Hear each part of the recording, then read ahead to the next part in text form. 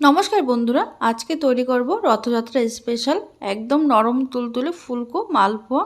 ঘরে থাকা সামান্য কয়েকটি উপকরণে ঝটপট তৈরি করে নিতে পারবেন। তার জন্য দেখুন এখানে নিয়ে নিচ্ছি আমি 1 কাপ সুজি আর 1 কাপের থেকে একটু কম ময়দা। তারপরে এর মধ্যে দিয়ে দেব স্বাদ মতো নুন। এখানে 1/4 টিস্পুন নুন দিয়ে দিলাম আর দিয়ে দিচ্ছি 2 টেবিল চামচ মতো চিনি। এবার এই শুকনো উপকরণটা খুব ভালো করে মিশিয়ে নিতে হবে।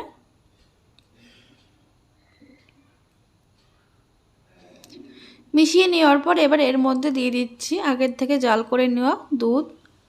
অল্প অল্প দুধ দিয়ে এবার খুব ভালো করে মিশিয়ে নেব। দুধ এখানে একবারে ব্যবহার করবেন না, অল্প অল্প দিয়ে মেশাবেন। এখানে আপনারা যে কাপ বা বাটি মেপে সুজি ময়দাটা নেবেন সেই কাপ মেপে দুধ বা জলের পরিমাণটা একই রাখবেন। দেখুন এখানে পুরো 1 কাপ দুধ আমি দিয়ে দিলাম। দুধ দেবার খুব ভালো করে এটা ফেটিয়ে নিতে হবে। এটা যত ভালোভাবে ফেটানো হবে ততই ফুলকো আর নরম তুলতুলে হবে মালপোয়া। এবারে দেখুন 1 কাপ দুধ দেওয়ার পর এর মধ্যে আমি আরও হাফ কাপ মতো জল মিশিয়ে নিচ্ছি। আপনারা চাইলে এখানে পুরোটা দুধ দিয়ে করতে পারেন।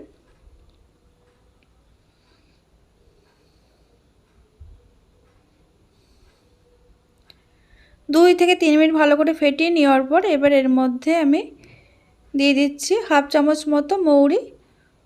মৌরিটা দিয়ে একটু আধ ভাঙা করে নেব। মালপোয়ার মধ্যে মৌরিটা দিলে টেস্টটা ভীষণ ভালো হয়।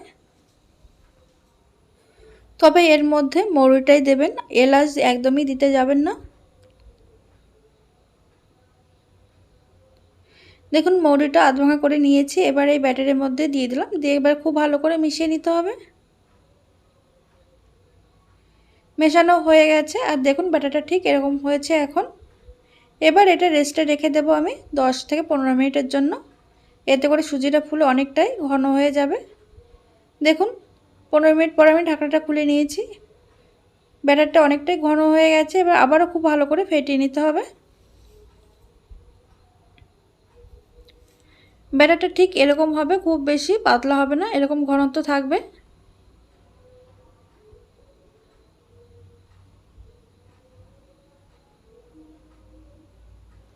মালপোয়ার জন্য একদম রেডি হয়ে গেছে ব্যাটার। এবার অন্যদিকে আমি একটা চিনির শিরা তৈরি করে নেব। তার জন্য দেখুন একটা সসপ্যানের মধ্যে আমি দিয়ে দিলাম 1 কাপ চিনি। তারপরে দিয়ে দিচ্ছি 1 কাপ জল। মালপোয়ার জন্য এখানে যতটা চিনি নেবেন ঠিক ততটাই জল নিতে হবে। এবার এই চিনির রসের মধ্যে আমি দেখুন একটা এলাচ একটু গুঁড়ো করে দিয়েছি।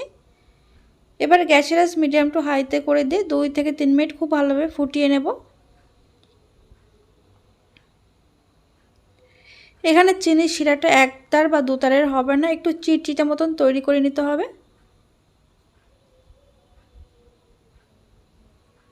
দেখুন 2 থেকে 3 মিনিট খুব ভালো করে ফুটিয়ে নিয়েছি। চিনির রসটা দেখুন একটু চিটচিটে তৈরি হয়েছে। এবার গ্যাস অফ করে ঢাকা দিয়ে এটা রেখে দেব।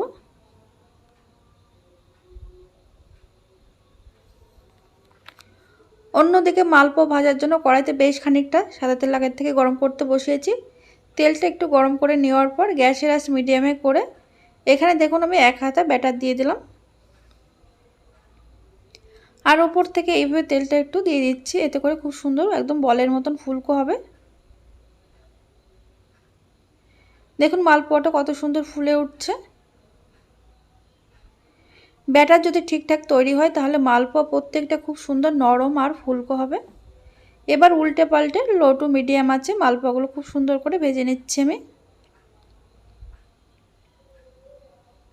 এইভাবে আপনারা রথযাত্রা স্পেশাল মালপোয়া ঝটপট তৈরি করে নিতে পারবেন।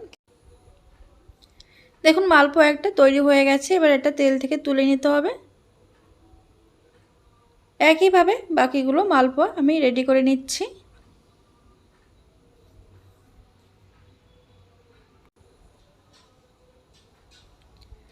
দেখুন এটাও মালপোয়া উল্টে পাল্টে দুপাশটা একটু লালচে করে ভেজে নিয়েছি।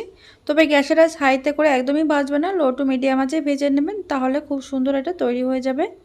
আর এদিকে উষ্ণ চিনির রসের মধ্যে মালপোয়াগুলো দিয়ে দিতে হবে। মালপোয়াগুলো দিয়ে উল্টে পাল্টে এরকম 1 মিনিট মতো রেখে দিলে এর মধ্যে চিনির রসটা খুব সুন্দরভাবে ঢুকবে আর বেশ নরমও হবে। এটা বেশিক্ষণ ভিজিয়ে রাখার কোনো দরকার পড়ে না, এটা ঝটপট তৈরি হয়ে যায়।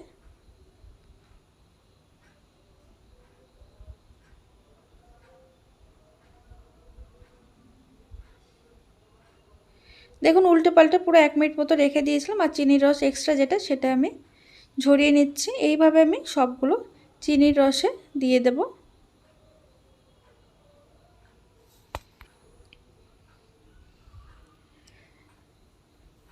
এইভাবে একে সবগুলো ভেজে চিনির রসে আমি ভিজিয়ে নিচ্ছি।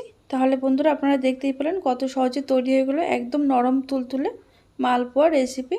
এইভাবে আপনারা বাড়িতে বানিয়ে আমাকে জানাতে ভুলবেন না কেমন হয়েছিল। আর আজকের ভিডিওটি যদি ভালো লেগে থাকে তাহলে লাইক কমেন্ট শেয়ার করে পাশে থাকবেন, আর প্রচুর শেয়ার করে দেবেন বন্ধুদের সঙ্গে। দেখুন এখানে সবগুলো চিনির রসে ভিজিয়ে নিয়েছি, আর দেখুন কতটা নরম তুলতুলে হয়েছে, খেতে অসাধারণ হয়েছিল।